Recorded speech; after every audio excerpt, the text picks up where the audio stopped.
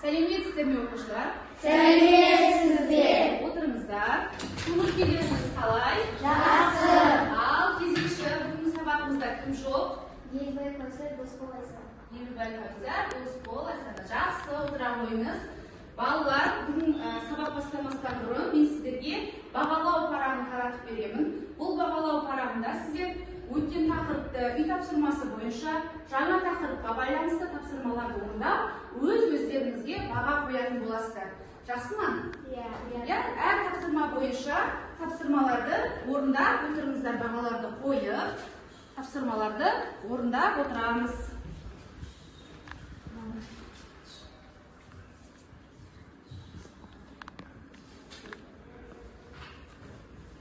Аяғым, гүлім.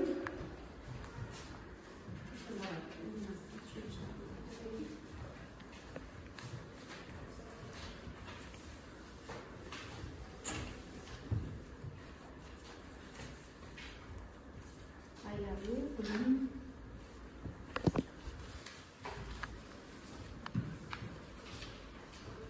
Ал, олай болатын болса балалар, ең бірінші біздің тапсырмамыз, үй тапсырмасы қалай еді? Үйге берген тақырып кім айтады? Үйге берген атын? Ежелгі көшпелілер дүниетанымы. Ежелгі көшпелілердің дүниетанымы. Үй тапсырмасы бойынша қазір тапсырмалар орындаймыз. Бірінші тапсырма мәліметтердің ақиқат немесе жалған екенін анықтаңыз. Яғни берілген ақпаратты оқып, оның ақиқат немесе жалған екенін айтамыз. Бірінші тапсырманы кім орындайды, Қанеки? Ал Іңкәр айта қой. Біріншінікі ақиқат. Оқимыз бірінші мәтінді. Көшпелілердің негізгі тұрғын баспанасы көшпелі тұрмысқа берген үй болды. Ақиқат. Ақиқат дұрыс. Келесі екінші мәтінді кім оқиды, Әйгерім? Алғашқы қолда жазылған баспанасы Кепе болған дейді. Ал тұрған үйлер Қазақстанның оңтүстік, шығыс және солтүстік өңірлерінде тұрғызылды. Жалған. Дұрыс па? Келесі үшінші. Ерсұлтан. Қолданымде көшпелілер күндіз тәрізді киім Жертөле салды дейді. Ақиқат па, жалған ба? Жалған. Ал дұрыс па? Осындай үйлер Қазақстанның Айсұлу? Ақиқат, иә, жақсы, жарайсыздар. Отыра қойыңыздар. Келесі тапсырмаға назар аударамыз, балалар. Киіз үйді құрудың әр қадамын атап көрсетіңіздер. Бірінші, қандай екен? Жантөре айта қойыңыз. Сықырлауық. Бірінші. Кереге, өте дұрыс, жарайсың. Келесі. Мирас айта қойыңыз. Екіншісі оқ. Оқ дейді, дұрыс. Келесі, үшінші бөлігінің аты. Ерсұлтан. Шаңырақ. Төртінші бөлігінің аты. Аяна. Сықырлауық, иә, дұрыс, жарайсыздар. Үйге берілген тапсырманы өте жақсы меңгергенсіздер. Алдарыңыздағы бағалау парағына беріле отырсаңыздар болады, иә. Балалар, біздің бүгінгі жаңа тақырыбымызды бастамастан бұрын мен сіздерге ой қозғау бергім келіп отыр. Яғни мына ребусты дұрыстап шешсеңіздер қарап, бүгінгі сабағымыздың тақырыбы шығады. Қане? Сақ деген сөз шықты, иә, дұрыс. Сақ деген сөз шықты. Сонда бүгінгі жаңа сабағымыздың тақырыбы сақтар туралы мәліметтер екен. Жарайсыздар. Осы айымдың, желтоқсан айының құндылығы бірлік және ынтымақ, балалар. Бүгінгі сабағымызда бірлікте, ынтымақта тапсырмаларды орындауға тырысайық, иә? Сабағымыздың тақырыбы сақтар туралы мәліметтер. Бүгінгі сабағымызда сақтардың тайпалық одақтарының орналасуын табатын боламыз, білетін боламыз және ежелгі мемлекеттік бірлестіктердің құрылуын, қай жерлерде өмір сүргендігін, сақ тайпаларының неше түрі бар екендігін оқып білетін боламыз. Ал бүгінгі сабағымызды бастамастан бұрын видео сабаққа назарларыңызды аударғым келіп отыр.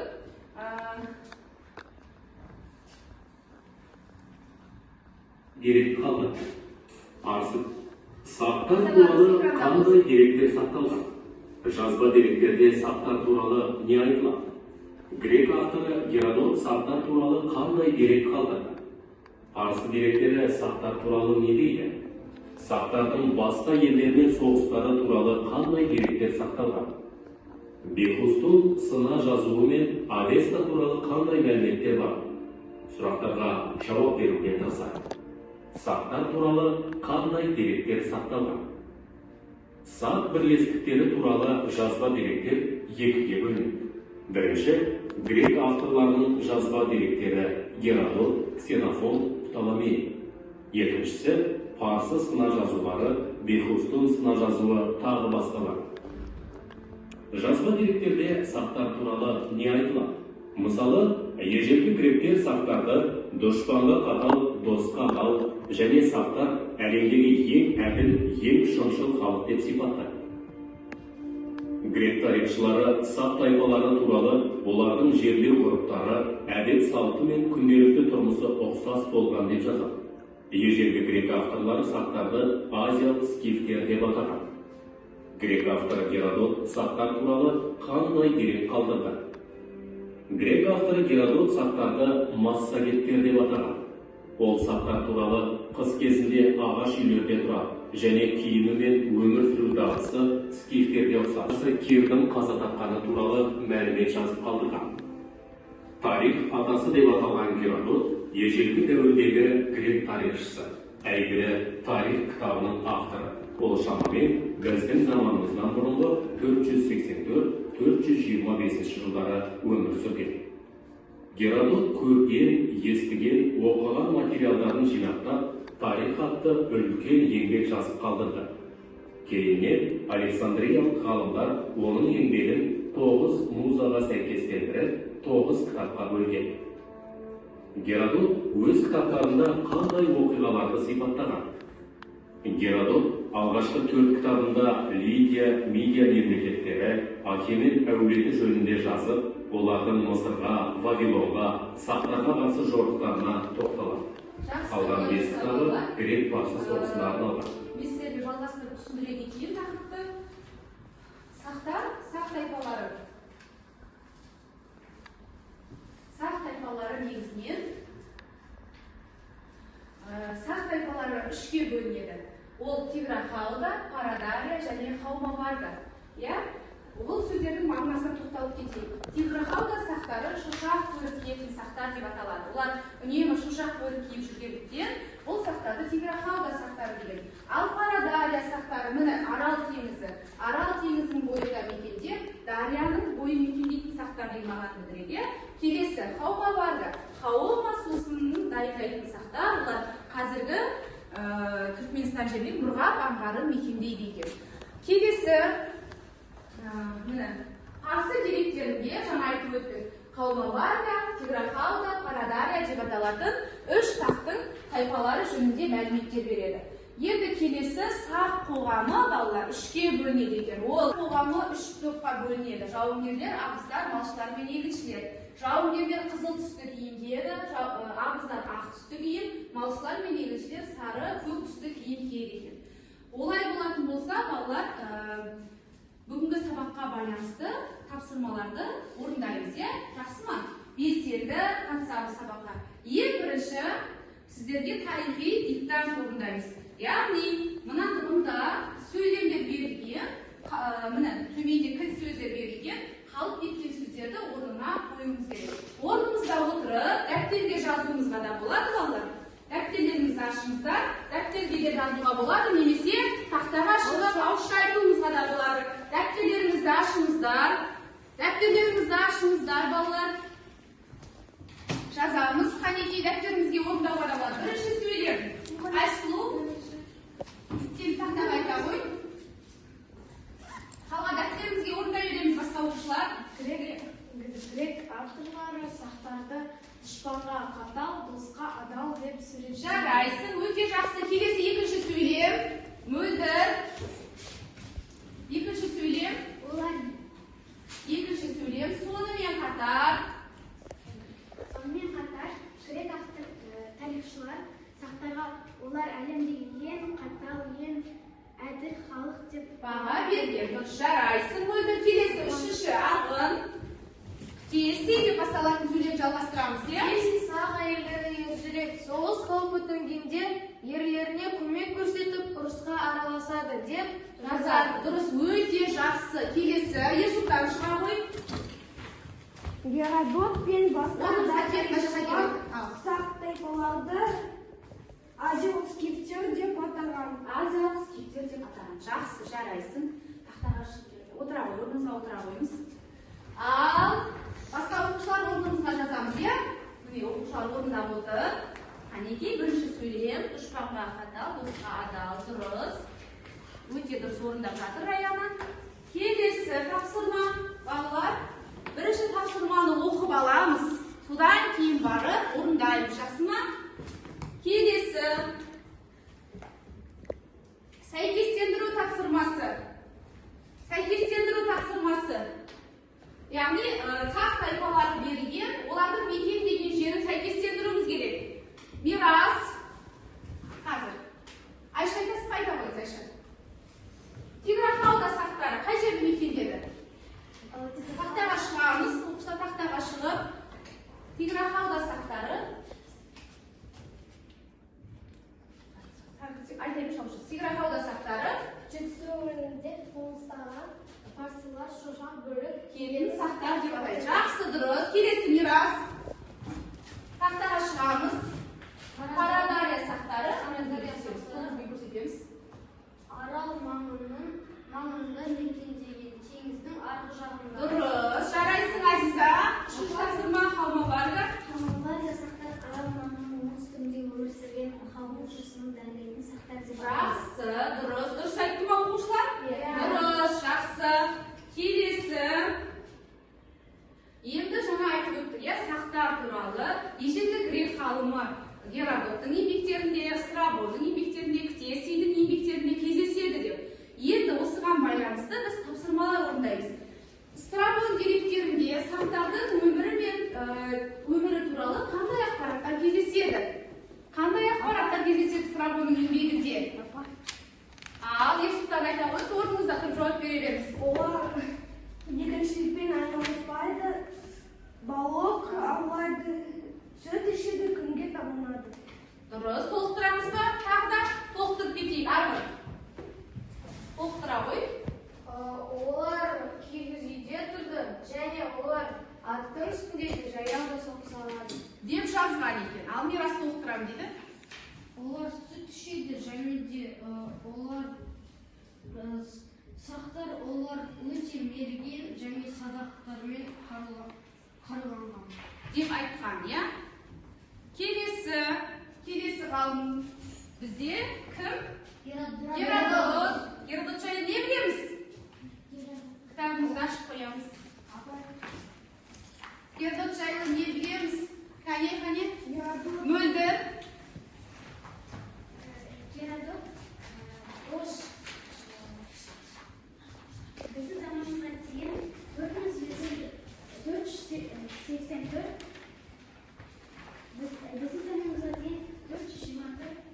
жылдары өмір сүрген, иә? Жақсы. Ол сақтар туралы не жазды? Қанекей, балалар? Олар массагеттер тайпаның деп атады, иә, Геродот? Жақсы. Тағы да Айсұлу ол тарих атты кітабында сақтар туралы мәлімет келтірді. Дұрыс. Келесі тағы да Жантөре. Геродот тарихтың атасы деп айтты. Жақсы. Геродот осы тарих кітабында сақтар туралы не мәлімет берді? Соны айтамыз, арғын. Геродот сақтар үшке бөлінеді деп айтқан. Олар күнге табынады және кигіз үйлерде тұрады. Мал шаруашылығымен айналысады. Көшпелі мал шаруашылығымен айналысқан деп айтқан, иә? Жақсы, жарайсыздар, балалар. Енді оқушылар кескін картаны ашамыз. Кескін картамызды ашамыз. Алдымыздағы кескін карталарымызды ашыңыздар. Кескін картамызды ашамыз, иә, балалар? Кескін картаны ашыңыздар. Барлықтарыңыз сақтар деген бетті ашамыз. Сақтар деген бетті ашыңыздар. Енді сақтардың тайпаларының қоныстанған аумағын кескін картадан көрсетесіздер. Жарайды ма? Кескін картадан көрсетіп, бояп саламыз, жазамыз кескін картаға. Кескін картаға үстіне кескін картаға бастырып орындай беріңіздер, жазып. Кескін картаға жазып орындаймыз. Қанекей.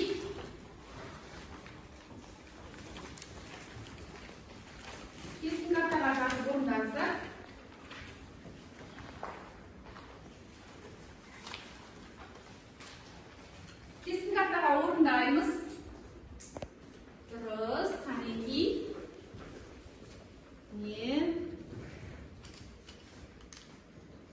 Жақсы.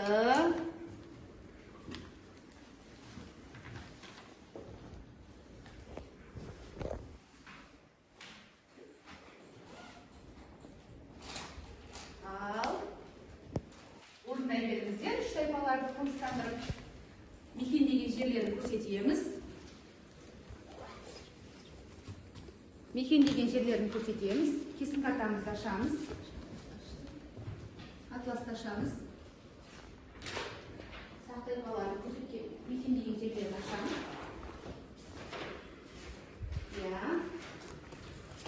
Орындап болғаннан кейін маған айтасыздар, жарай ма?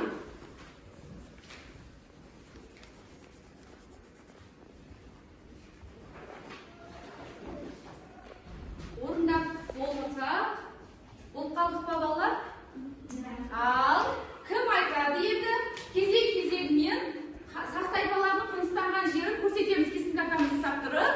Қанеке, мөлдір айтамын, айта қойыңыз, мөлдір. Көрсете ғой. Теплохалдар Тянь-Шань өзенінің жетісу өңірінде олар шошақ бөркетін тайпалар. Дұрыс. Келесі тағы да кім? Айсыз айта ғой. Тарадария сақтар Арал теңізінің ар жағында орналасқан. Дұрыс. Қане қоныстанған жер дұрыс көрсеттік па? Дұрыс. Арал теңіз маңы мекендеген дейді. Дұрыс. Келесі Айсыз оқисыз ба? Ал Хаумаварга сақтарын кім оқиды? Хаумаварга. Хаума Айша оқисыз ба? Ал атын айта қойыңыз. Хаумаварга қазіргі Өзбекстан аймағында орналасқан. Ол Хаума сусын дайындаған. Қазіргі Түркменстан жерінде, Құрбан-Маманың мекендеген, жарай ма балалар? Кішкене дұрыстап қоямыз жөнде. Дұрыс, сақ тайпалардың қоныстанған жерін біз анықтап білсек, олай болатын болса, келесі тапсырмамызды орындаймыз балалар. Кім аяқтаған жоқ? Кесім картамызға аяққа түсіріп қойыңыздар. Ал жұмыс дәптерімізді ашаршы балалар енді. Жұмыс дәптерімізді ашыңыздар. Сақтар, нешінші бетте сақтарды ашыңыздар. Жұмыс дәптері тапсырмаларды төртінші тапсырма, қазір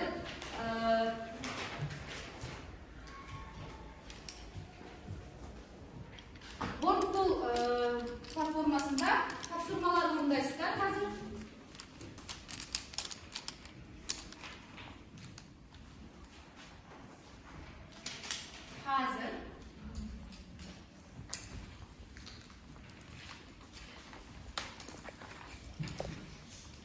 Сақ тайпаларының қоныстанған жерін сәйкестендіріп көрсетеміз, жақсы ма?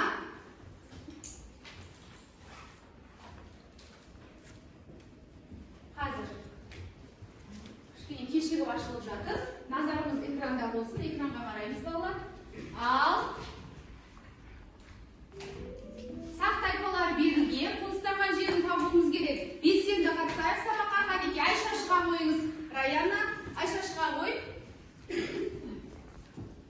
Шошақ оқып айтамыз, Шошақ бөркетін сақтар Дұрыс, жарайсың. Келесі. Айсұлу шыға қойыңыз. Мөлдір. Гүлім шыға қойма келесі. Ал. Теңіздің арғы жағында мекендеген сақтар. Ол кімдер? Тарадария. Дұрыс. Келесі. Кім шығады Қанеке? Қанекеде гүлім шыға қойыңыз.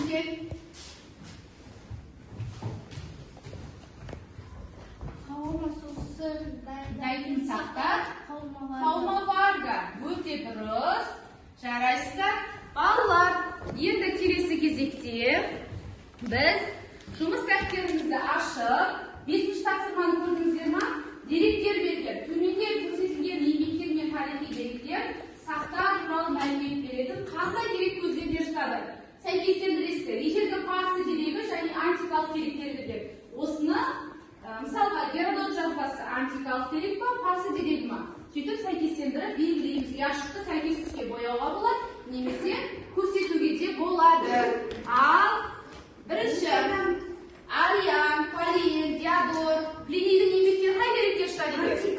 Антикалық деректер. Дұрыс. Келесі Геродот тарихы антикалық дерек. Ал Авеста?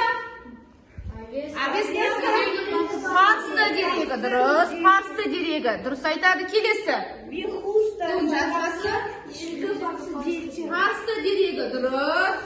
Страбон географиясы антикалық дерек. Жақсы, жарайсыздар балалар. Келесі бүгінгі сабағымызды қорытындылай келе қазір WordPress платформасында кезекті тапсырманы орындаймыз балалар. Кезекті тапсырмамызды орындаймыз. Бүгінгі сабақтан алған білімдеріңізді қолданып сұрақтарға жауап бересіздер. Жақсы ма? Ал кім шығады тақтаға? Кезек-кезегімізбен жантөре шыға қойыңыз, келіңіз. Бірінші айналдырамыз, сосын сұраққа жауап береміз. Жақсы ма? Бір қымдап тұрыңыз. Ал Парсы жазбалардан тапшықтақ сөзі мағынасы. Сақ сөзі мағынасы ол құдіретті. құдіретті Кімдер? ерлер. Мөлдір айтыңыз. Құдіретті ерлер. Жақсы, жарайсың. Келесі. Арғын. Жақсы, келесі. Айналдыра қойыңыз.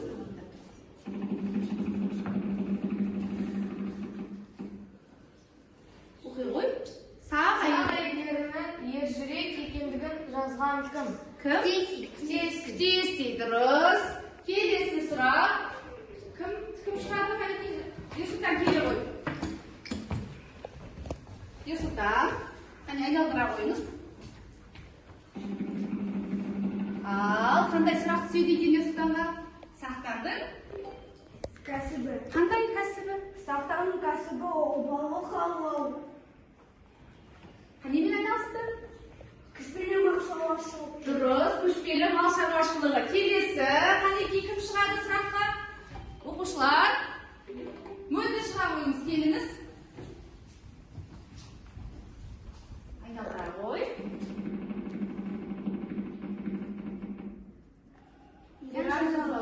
Сөздің мағынасы. Жүйрік атты Турлар, дұрыс, жарайсың мөлдір, өте дұрыс. Келесі сұрақ, Мирас. Айналдыра қойыңыз.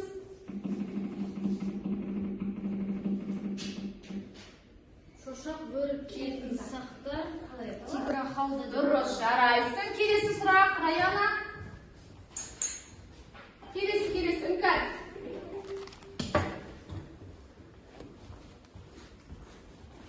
Келесі, ал, айналдыра қойыңыз.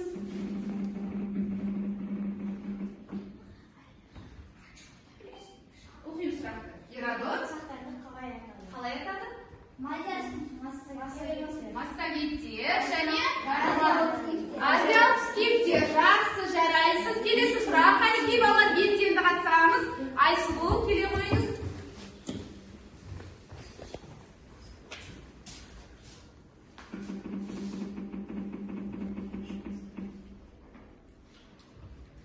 Сақтар туралы оқимыз сұрақты. Сақтар туралы дерек қалдырған грек авторы. Кім? Геродот. Дұрыс, жарайсыз. Келесі сұрақ. Қанекей кім айтады? Белсенді қатысамыз. Қане, жантөре, келе ғой.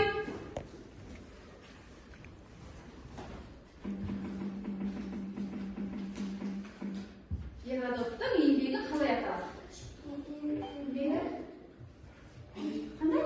Қандай?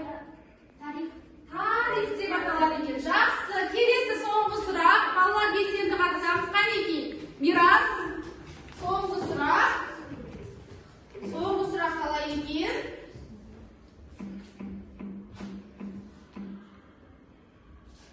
Арал маңын Мекендеген біздің арғы жағымыз. қалай аталады? Сақтар Парадария. Парадария, дұрыс па? Дұрыс.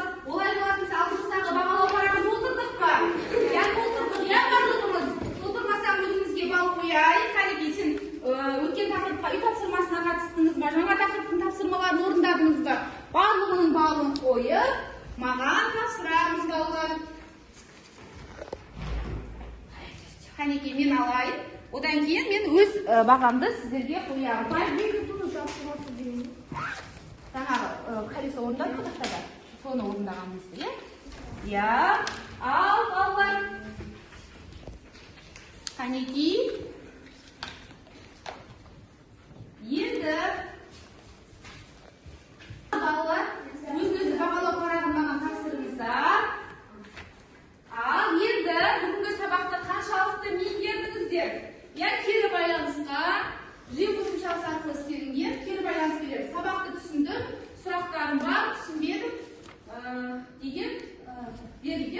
болады. Шамдарды басу арқылы жауап береміз. Қанекей кезек-кезектен басып жауап береміз.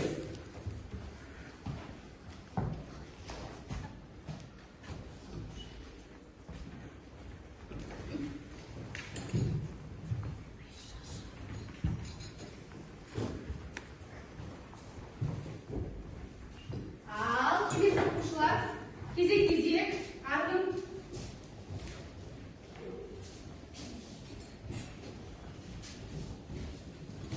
жауап береміз. Кері байланыс арқылы, иә?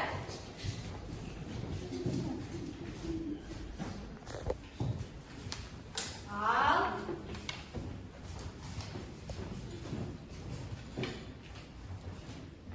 жақсы. Сабақты көпшілігіміз жақсы түсінген екенбіз. Үйге тапсырманы жазып алыңыздар. Үйге тапсырма сақтар туралы мәліметтер тақырыбын оқу және осы тақырыптың соңындағы 63